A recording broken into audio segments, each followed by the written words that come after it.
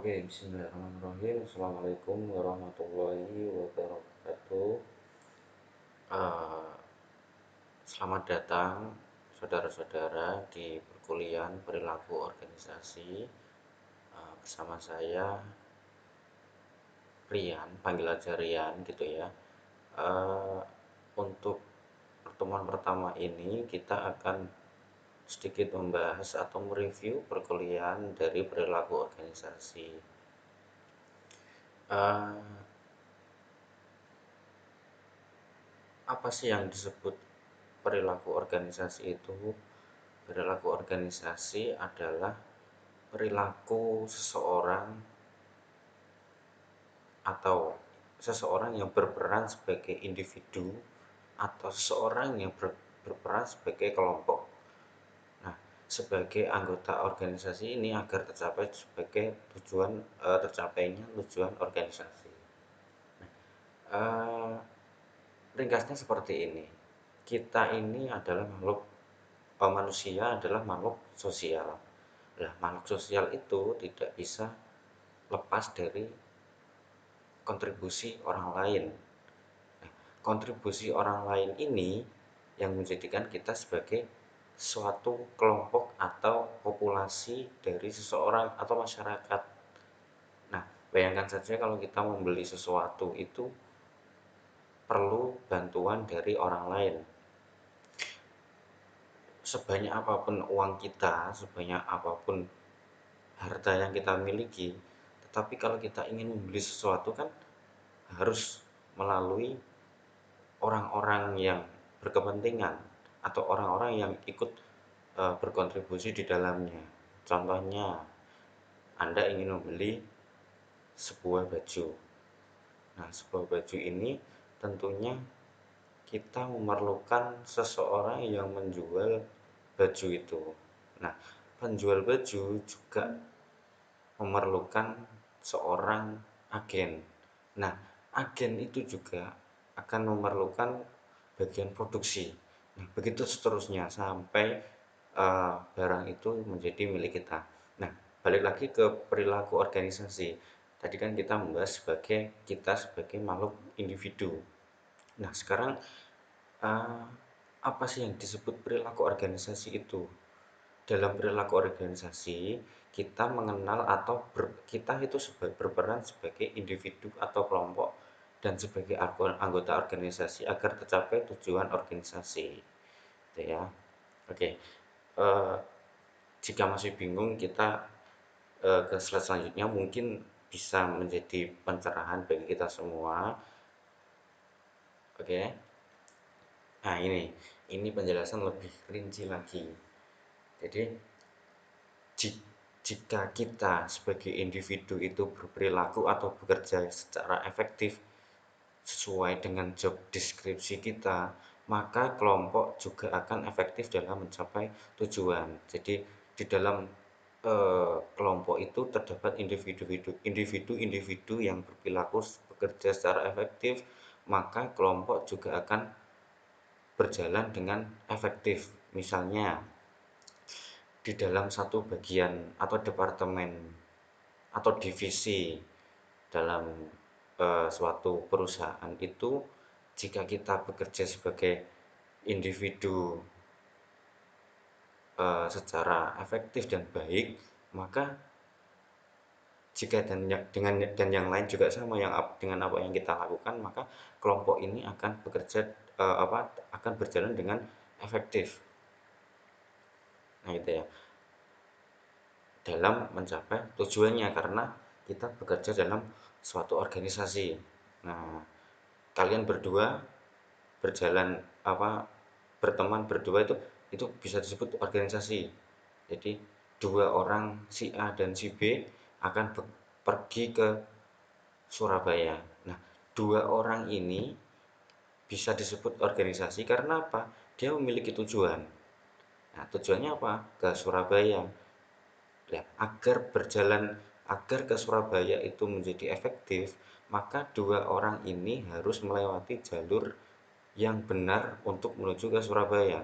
Nggak mungkin dari Ponorogo ke Surabaya lewat Jogja dulu. Nah, itu kan nggak efektif. yang satunya lewat Jogja, yang satunya lewat Semarang. Nah, itu nggak efektif. Nah, outputnya apa? Output yang beri yang dihasilkan ketika orang-orang ini atau kelompok-kelompok ini menjalani menjalankan secara efektif itu adalah organisasi akan berjalan secara baik, kinerjanya bagus dalam mencapai tujuannya. Oke. Eh, saya kira di mata kuliah pengantar manajemen kita sudah kenal ini ya, POLC, gitu ya. Yang P ini planning, perencanaan, organizing, leading, dan controlling. Ini adalah peran dari manajemen. Tidak suatu organisasi itu tidak akan berjalan dengan semestinya jika tidak ada peran dari manajemen. Organisasi itu juga punya planning, organizing, leading, dan controlling. Jadi kembali lagi ke contoh dua orang tadi, si A dan si B, untuk menuju ke Surabaya itu pasti sebelum berangkat dia memplanning, ayo ke Surabaya, aku punya rencana ini ke Surabaya, mau ke mall ini. Nah, itu namanya planning gitu. Lalu ke berikutnya ke pengorganisasian atau mengeksekusinya. Bagaimana kita mengeksekusinya untuk pergi ke Surabaya? Kita naik bis kah? Kita naik sepeda motor atau dengan jalan kaki? Terus leading, siapa yang kira-kira tahu Medan ke Surabaya itu, eh, keadaan jalan ke Surabaya itu siapa? Nah, itu dia yang memimpin. Terus mengkontrol pengendalian agar kita sampai ke Surabaya dengan selamat. Kita harus menjaga barang kita, terus kita harus waspada dengan sekitar. Nah, itu namanya pengendalian. Untuk eh, memahami keempat ini, dari planning sampai ke controlling ini, kita cukup untuk menghafalkan POLC aja, gitu ya. Oke, berikutnya, eh, dalam perilaku organisasi tentunya kita harus memiliki keterampilan seorang manajer. Nah, saya minta ya, di dalam selama kuliah materi perilaku organisasi ini, Anda membayangkan Anda sebagai manajer, gitu ya. Jadi, apa yang harus dimiliki oleh seorang manajer atau seorang manajemen itu adalah yang pertama, keterampilan teknis. Nah, keterampilan teknis itu adalah kemampuan untuk mengaplikasikan atau menerapkan pengetahuan atau keterampilan. Itu biasanya didapat dari, selain dari kuliah atau sekolah, itu didapat dari pengalamannya. Pengalaman kita ketika menjadi manajer di perusahaan sebelumnya, contohnya seperti itu. Makanya banyak perusahaan ini yang mencari dalam lowongan kerja itu, mencari untuk kandidat manajemen ini orang-orang yang sudah berpengalaman di bidangnya, biasanya minimal 1 tahun gitu. Yang kedua, keterampilan manusia. Apa sih yang disebut keterampilan manusia? Itu adalah kemampuan untuk bekerja dengan memahami dan memotivasi orang lain, baik dalam individu maupun kelompok. Seorang manajemen itu harus dan mutlak untuk memahami seorang manusia. Makanya di dalam ilmu manajemen itu tidak lepas dari ilmu sumber daya manusia. Nah, kuliah perilaku organisasi ini adalah anak cabang dari ilmu manajemen sumber daya manusia. Nah, untuk uh, untuk mendapatkan keterampilan ini juga didapatkan dari pengalaman, atau nggak cukup dari baca-baca buku, itu nggak cukup, karena pengalaman adalah guru yang paling baik. Maka kita berpengalaman dalam hal untuk memotivasi orang, memahami orang ini kebiasaannya seperti ini, orang ini seperti ini, kalau cewek itu seperti itu.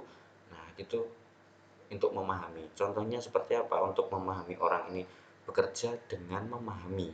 Ini ya, di garis bawahi untuk kemampuan untuk bekerja dengan memahami. Hmm, memahami karakteristik seorang perempuan. Nah, seorang perempuan ini dikenal orang yang telaten, terus sabar, kerjanya rapi. Makanya banyak di perusahaan-perusahaan rokok terutama ya, untuk sering mempekerjakan perempuan di bidang produksi. Ya, sering dilihat ya kalau di Sampurna, Jarum, dan Gudang Garam itu mayoritas pekerjanya ternyata perempuan untuk yang bagian produksi, yang bagian ini loh, yang bagian melinting rokok biasanya seperti itu, karena orang perempuan itu kerjanya rapi, terus telaten, sabar, dan lain-lain. Lalu kemampuan keterampilan manusia yang berikutnya adalah memotivasi orang lain. Nah, seorang manajemen atau manajer itu harus bisa memotivasi orang lain, memberi motivasi itu enggak hanya berupa kata-kata bijak, itu juga enggak cuma itu ya. Jadi memotivasi itu eh, memberi tunjangan, memberi bonus. Nah, itu juga sebagian dari memotivasi orang lain. Di beberapa penelitian juga menunjukkan bahwa ketika seorang karyawan itu diberi gaji lebih atau bonus ketika dia mau mencapai kinerja yang baik, maka di kerja yang pekerja itu di dalam pekerjaan yang akan datang juga akan terasa termotivasi. Wah, saya kemarin mendapat bonus kalau kerja saya bagus. Nah, saya harus hari ini harus lebih bagus lagi biar saya mendapatkan bonus itu lagi gitu ya. Minimal bonus yang sama di yang sebelumnya. Nah, baik di dalam individu maupun kelompok, harus secara pribadi juga bisa, secara kelompok juga bisa seorang manajemen untuk mengaplikasikan seseorang seseorang manajemen dalam memotivasi orang lain dan memahami orang lain dalam individu maupun kelompok. Nah, terus yang terakhir, keterampilan konseptual adalah kemampuan mental untuk menganalisis dan mendiagnosis situasi yang kompleks. Jadi seorang manajer itu juga seperti dituntut harus dapat atau bisa menganalisis atau apa ya, mendiagnosis itu apa ya, ya yang menganalisis itu situasi yang kompleks yang terjadi pada suatu kelompok atau organisasi. Jadi eh, tujuannya agar seorang manajemen ini setelah dapat menganalisis dan mendiagnosis ini bisa memutuskan agar menyelesaikan suatu permasalahan yang kompleks ya. Yang kompleks ini berarti yang secara luas. Jadi masalahnya bisa menjadi masalah yang beruntun gitu ya. Oke, mungkin penjelasannya agak gimana gitu ya. Mungkin kalau saudara-saudara belum memahami bisa ditanyakan di kolom diskusi mungkin, atau diskusinya dijawab sesuai dengan pendapat Anda. Lalu saya sedikit menjelaskan tentang stereotip yang ada di diskusi ya. Stereotip itu adalah anggapan seseorang kepada seseorang yang lain. Nah, sampai sini kira-kira kayaknya nggak paham ya. Uh, Oke, saya jelaskan. Stereotip itu contohnya ketika Anda, mohon maaf ya, ketika Anda melihat orang timur, khususnya Maluku atau Papua, itu stereotip atau anggapan Anda itu gimana kira-kira? Oke, kalau saya melihat orang timur, melihat orang Papua, itu stereotip atau anggapan saya ini pasti orang ini kalau nggak pemabuk, tukang berantem, pokoknya bikin onar. Itu anggapan saya. Mohon maaf, ini bukan rasis atau apa, tapi ini sekedar anggapan pribadi. Tapi juga saya juga banyak teman-teman dari timur waktu kuliah itu juga nggak gitu ternyata. Cuma sampai sekarang kalau dengan orang yang belum saya kenal, terutama orang timur itu seperti itu. Itu ya, mohon maaf, bukan bukan rasis atau apa ini ya. Itu tentang stereotip. Oke, mungkin ada yang ditanyakan, silakan disampaikan. Oke, itu aja dari saya. Assalamualaikum warahmatullahi wabarakatuh.